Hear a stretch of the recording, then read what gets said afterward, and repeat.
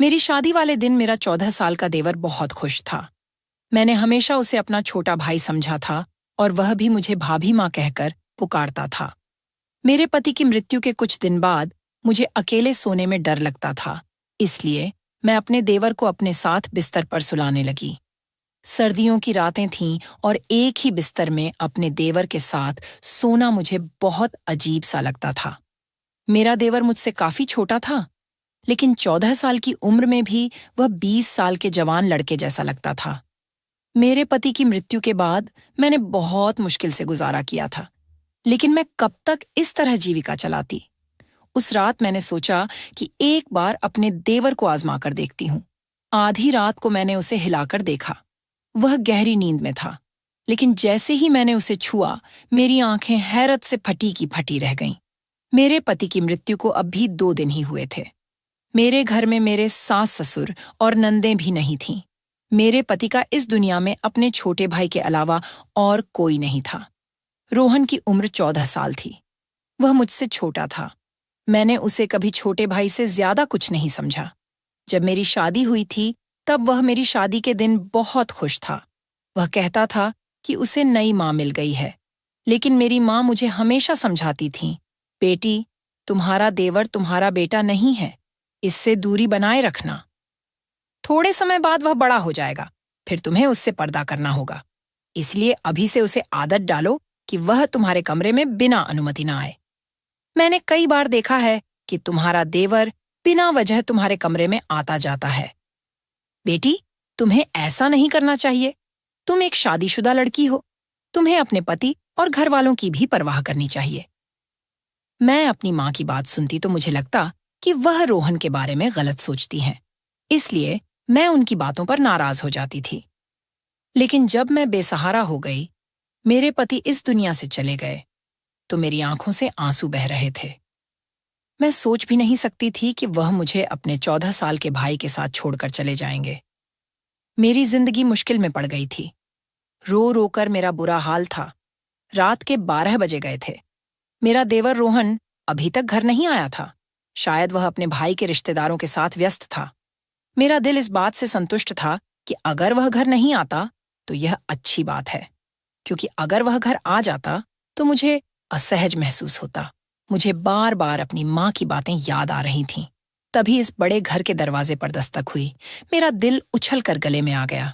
मैंने सोचा, पता नहीं कौन होगा, लेकिन बाहर से रोहन की आवाज आई, भाभी, दरवाजा खोलो, मैं हूं।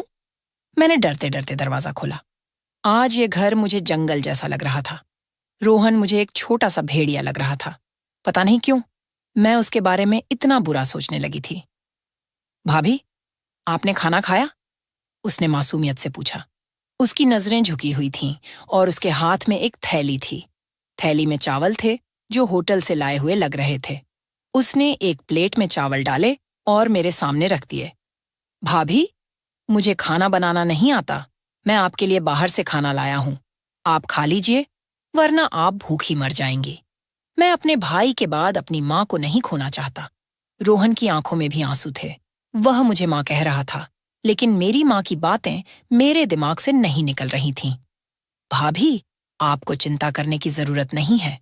मैं आपका सहारा बनूंगा। आप इस घर से कभी मत जाना। वह बहुत भावुक बातें कर रहा था, लेकिन मेरे मन में कई आशंकाएं घूम रही थीं। फिर उसने एक अजीब बात कही, भाभी, आप इस कमरे में सो जाइए। दूसरा कमरा तो छत के पास है। मुझे लगता है कि आपको छत वाले कमरे में नहीं रहना चाहिए। अब तो सबको पता है कि हमारे घर में भाई की मृत्यु हो गई है। कोई भी बुरी नीयत से हमारे घर आ सकता है। मैं हैरान थी कि रोहन इतनी छोटी उम्र में ऐसी बातें क्यों कर रहा है। क्या किसी ने उसे कुछ कहा था? लेकिन उसकी बातें मुझे ठीक लगीं। मैं उसके कमरे में चली गई। रोहन का कमरा दूसरी तरफ था, जबकि मैं और मेरे पति छत के पास वाले कमरे में रहते थे। मुझे बहुत अजीब लग रहा था। आज पहली बार मैं अपने कमरे के अलावा किसी और के कमरे में आई थी। लेकिन जो कुछ मैंने रोहन के कमरे में देखा, उसने मेरी आंखें फटी की फटी रहने पर मजबूर कर दीं। कमरे का दरवाजा बंद करते ही मेरी नजर एक ऐसी चीज पर पड़ी जिसने मेरे होश उड़ा दिए। वैसे तो वह 14 साल का बच्चा ही लगता था, लेकिन मेरी माँ की बात सही थी। रोहन जो कुछ कह रहा था वह एक बड़ा और समझदार आदमी ही कह सकता था। उसके कमरे में मेरा जेवर देखकर मेरा दिल खटक उठा था। मैंने उसे तालों में छुपा कर रखा था, लेकिन यह सब रोहन के हाथ कैसे लग गया, ये बहुत अजीब बात थी। मैंने सोचा कि सुबह होते ही मैं उससे इस बारे में सवाल करूंगी, लेकिन उस वक्त मुझे बहुत नींद आ रही थी। मैंने दरवाजे को अंदर से अच्छी तरह बंद कर लिया और सोने की तैयारी करने लगी। पता नहीं क्यों मुझे बहुत नींद आ रही थी। हालांकि पिछले 2 दिनों से मुझे नींद नहीं आई थी, लेकिन आज मुझे लग रहा था कि जैसे रोहन के लाए चावल खाने से मेरी आंखों पर नींद छा रही थी। मैंने सोचा, कहीं चावल में कुछ तो नहीं मिला, लेकिन मुझे सोचने का मौका ही नहीं मिला। जब मेरी आंख खुली तो सुबह के 10 बजे थे। मैं हैरान थी कि मुझे आज इतनी नींद कैसे आ गई। पिछले 2 दिनों से मुझे बिल्कुल नींद नहीं आई थी, लेकिन आज चावल खाने के बाद मेरी आंखें ऐसी बंद हुईं जैसे किसी को शराब पिला दी हो। मैं हैरान थी, ऐसा तो नहीं होना चाहिए था। मेरे मन में बार बार यही ख्याल आ रहा था कि कहीं रोहन के लाए चावल में कुछ मिलाकर तो नहीं दिया गया। लेकिन रोहन ऐसा क्यों करेगा? मैं आंखें मलते हुए बाहर आई तो देखा कि रोहन किचन में चाय बना रहा था। उसे देखकर मुझे बहुत बुरा लग रहा था। भाभी, आप सो गई थीं। आपको अच्छी नींद आई ना? उसने मेरी तरफ देखकर कहा। मैंने फीके लहजे में कहा, हाँ, आज मुझे बहुत नींद आई। क्यों नहीं आएगी भाभी? मैंने आपके चावल में नींद की गोली मिलाई थी। मैंने अपने दोस्त को बताया था कि मेरी भाभी को नींद नहीं आती। उसने कहा कि खाने में नींद की गोली मिला दो, इससे वह आराम से सो जाएंगी। मैं हैरान हो गई कि रोहन इतनी नीच हरकत कैसे कर सकता है। रोहन, तुम ऐसा कैसे सोच सकते हो? तुम अपनी भाभी को बेहोश करना चाहते थे? नहीं भाभी, मैं तो चाहता था कि आपको अच्छी नींद आए। अब आप तरोताजा लग रही हैं। लीजिए, चाय पीजिए। उसने चाय मेरे सामने रख दी। मैं शक में पड़ गई। तुमने इसमें भी कुछ मिलाया तो नहीं? नहीं भाभी, मैंने तो आपके सुकून के लिए गोली मिलाई थी। आप कहें तो मैं यह चाय आपके सामने पी लेता हूँ। चलिए, हम आधी आधी पी लेते हैं। उसने गिलास से चाय के घूंट लिए और मुझे दिखाया। मैं उस पर यकीन कर बैठी। मैंने कहा, ठीक है, मुझे माफ कर दो। मैं तुम्हारे बारे में शक करती हूँ। रोहन का चेहरा देखकर मुझे उसकी मासूमियत पर यकीन हो जाता था। उसके चेहरे पर वाकई बहुत मासूमियत थी। मैंने उस दिन उससे कुछ नहीं कहा। मैं जानना चाहती थी कि वह आगे क्या कहेगा, क्योंकि जो कुछ मैंने उसके कमरे में देखा था उसकी कोई माफी नहीं थी। थोड़ी देर बाद उसने खुद ही बात शुरू की। भाभी, मैं आपके जेवर बेचना चाहता हूँ। मेरा एक बहुत ईमानदार अंकल है। वह जेवर बेचकर हमें बहुत पैसे देंगे। हम उन पैसों से एक मकान खरीद लेंगे। इस किराए के मकान में हम कब तक रहेंगे? मकान मालिक परसों किराया लेने आ जाएगा। हमारे पास तो पैसे भी नहीं हैं। रोहन की बात सुनकर मैं हैरान रह गई। मैंने अभी तक ऐसा सोचा भी नहीं था। वह ऐसा कैसे सोच सकता था? मैंने कहा, रोहन, तुम्हें यह ख्याल कैसे आया कि हम नया घर खरीदें? भाभी, मुझे आगे शादी भी करनी है। हमें सारी जिंदगी एक साथ रहना है। हमारे पास अपना घर होना चाहिए। किराए के घर में इंसान सिर्फ जलील होता है। रोहन की बात ठीक थी, इसलिए मैंने जेवर के बारे में कुछ नहीं कहा। लेकिन मुझे डर था कि अगर जेवर बेचकर पैसे नहीं आए तो क्या होगा? मैं एक बेवा औरत थी और मेरा देवर 14 साल का था। ऐसे में कोई भी हमें आसानी से धोखा दे सकता था। मैंने सोचा कि इस बारे में अपने मायके वालों से सलाह लूं। मैंने उनसे कहा कि मैं जेवर बेचकर घर खरीदना चाहती हूं, लेकिन उन्होंने कहा, घर खरीदने की जरूरत नहीं है। तुम अब बेवा हो चुकी हो, तुम्हें हमारे घर आना होगा। मैं उनके घर नहीं जा सकती थी। मैं जानती थी कि मेरे भाई अपनी पत्नियों के गुलाम हैं। वे अपनी बेवा बहन को कभी सहारा नहीं देंगे। जिंदगी भर उनके सहारे नहीं रहा जा सकता। यह अच्छा मौका था। मैं अपने जेवर बेचकर घर खरीद सकती थी। मेरे पति ने मेरे लिए बहुत सारा जेवर बनवाया था, लेकिन अपने भाइयों की नीयत देखकर मैंने जेवर बेचने का इरादा कर लिया। मैंने रोहन से कहा, तुम चाहो तो जेवर बेच दो। मैं अपने मायके वालों के रवैये से निराश हो चुकी थी। रोहन ने अपने उस अंकल को जेवर दे दिए। 2 दिन बाद उन्होंने हमें एक बहुत अच्छी जगह पर घर की चाबी और कागजात दे दिए। मैं इस पूरे प्रकरण पर हैरान थी। 2 दिन में इतनी जल्दी घर कैसे मिल सकता है? लोगों को घर के लिए इतना काम करना पड़ता है, कागजात, इंतकाल और बहुत कुछ। लेकिन जब रोहन ने कागजात मेरे हाथ में दिए तो मैं हैरान रह गई। वह 14 साल का था, लेकिन उसकी सोच बड़ों जैसी थी। फिर उसने एक अजीब बात कही, भाभी, हम घर साफ कर लेंगे, फिर आपसे जरूरी बात करनी है। उसकी आंखों में एक अजीब सी बेचैनी थी, जिसे देखकर मैं समझ नहीं पा रही थी कि वह मुझसे क्या कहना चाहता है। उस वक्त मैं जल्दी में थी। हमने घर में सारा सामान रख दिया था। अब हमें खाने पीने और राशन की चिंता थी। मैंने तो कभी नौकरी भी नहीं की थी। फिर रोहन यह क्यों कह रहा था कि उसे मुझसे जरूरी बात करनी है? मेरे मन में कई सवाल थे, लेकिन मैं चुप रहना चाहती थी। शाम को मैंने सारा सामान अपनी जगह पर रख दिया। वैसे भी हमारा सामान ज्यादा नहीं था। मैंने अच्छा खाना बनाया, बिल्कुल वैसा जैसा मैं अपने पति के लिए बनाया करती थी। मैं रोहन का इंतजार कर रही थी, क्योंकि वह इस घर का हिस्सा था।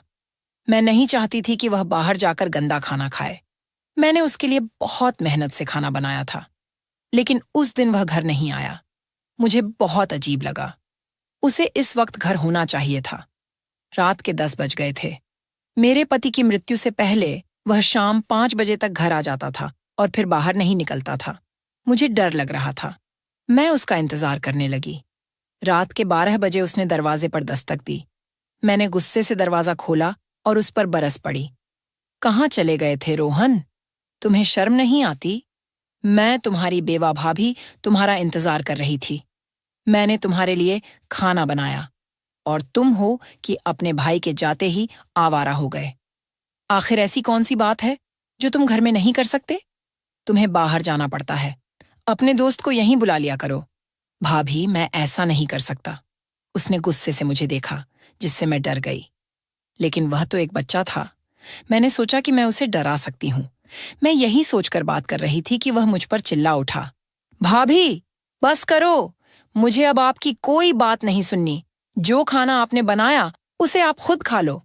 यह कहकर वह अपने कमरे की ओर चला गया। उस वक्त वह किसी 40 साल के मर्द की तरह गुस्सा कर रहा था। मुझे बहुत अफसोस हुआ। वह गुस्से में था। जरूर कोई बात थी। मैंने उसके कमरे में जाकर दस्तक दी। उसने दरवाजा खोला और अजीब नजरों से देखकर बोला, भाभी, एक बात कहूं, आप मुझसे शादी कर लो, वरना आप काफिर हो जाएंगी। उसकी बात सुनकर मेरी आंखें फटी की फटी रह गईं। तुम ऐसा कैसे सोच सकते हो कि मैं तुमसे शादी करूंगी? तुम्हारा माँ वाला प्यार कहाँ गया? तुम मुझे सुबह शाम माँ कहते थे। अब क्या हो गया? किसने तुम्हारा दिमाग खराब कर दिया? इतनी नीच बात तुमने कैसे सोची और फिर मुंह से कैसे निकाली? मैं गुस्से से आग बबूला हो रही थी। वह बिना किसी शर्म के मेरे सामने हाथ बांधे खड़ा था और मुझे टकटकी भरी नजरों से देख रहा था। मुझे उसकी नजरों से डर लगने लगा। मैं बोलते बोलते चुप हो गई और अपने कमरे में आकर बैठ गई। मैंने कमरे का दरवाजा अच्छी तरह बंद कर लिया। मेरा दिल जोर जोर से धड़क रहा था। मैं सोच भी नहीं सकती थी कि रोहन ऐसा निकलेगा। मैंने उसे हमेशा अपने बच्चे की तरह समझा था। मेरी कोई संतान नहीं थी, लेकिन मेरे पति ने कहा था कि रोहन को अपनी संतान की तरह पालना। रोहन की बातों से मुझे बहुत तकलीफ हुई। मैंने सोच लिया कि आज के बाद मैं उससे कोई बात नहीं करूंगी। यह घर मेरे नाम था। मैं अकेली भी रह सकती थी। अगर रोहन ने फिर ऐसी हरकत की तो मैं उसे घर से निकाल दूंगी। यह घर मेरे पति के पैसों का था और मेरे नाम पर था। रोहन को इसमें रहने का कोई हक्का नहीं था, अगर वह अपनी भाभी को इज्जत नहीं दे सकता। मेरी खामोशी अब गुस्से में बदल गई थी। सुबह मैंने रोहन के कमरे का दरवाजा जोर जोर से पीटना शुरू किया। फिर मुझे एहसास हुआ कि उसका कमरा अंदर से बंद नहीं था। मैंने दरवाजा खोला तो कमरा खाली था। रोहन कहाँ गया? मेरा दिल गुस्से से पागल हो रहा था।